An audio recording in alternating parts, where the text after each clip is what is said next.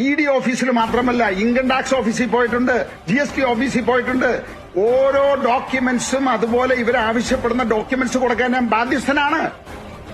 Chartered അക്കൗണ്ടിലല്ല പോയിരിക്കുന്നത്, എന്റെ ഓഫീസിൽ നിന്നുള്ള CFO ആണ് പോയിരിക്കുന്നത്. ഒരു ചാർട്ടേഡ് അക്കൗണ്ട് വക്കീലിന്റെ ആവശ്യമില്ല ഈ ഡോക്യുമെന്റ്സ് ഹാജരാക്കുന്നതിന്. അവർ പോകുന്നത് എന്താ തെറ്റ്? അത് വലിയ പാപമാണോ? അത് തെറ്റാണോ? അത് അവർ ചോദിക്കുന്ന ഡോക്യുമെന്റ്സ് കൊടുക്കണ്ടേ?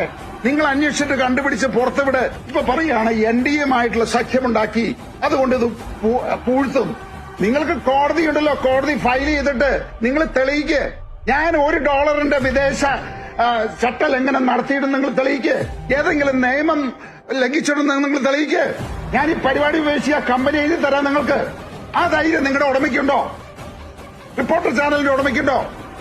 നിങ്ങൾ ഈ പറഞ്ഞ് തെറ്റാണെന്ന് ഞാൻ തെളിയിച്ചു കഴിഞ്ഞാല് ആ ചാനൽ അടച്ചുപൂട്ടാൻ നിങ്ങൾ തയ്യാറാണോ? ഞാൻ നിങ്ങൾക്ക് എഴുതി തരാം ഈ ഫാക്ടറി. ഒരു പൈസയുടെ പോലും ആരോടും ഒരു ഓബ്ലിഗേഷൻ ഇല്ലാത്ത ഒരു കുടുംബവും ഒരു വ്യവസായവും ഉണ്ടെങ്കിൽ അത് ഞങ്ങൾ മാത്രമേ ഉള്ളൂ.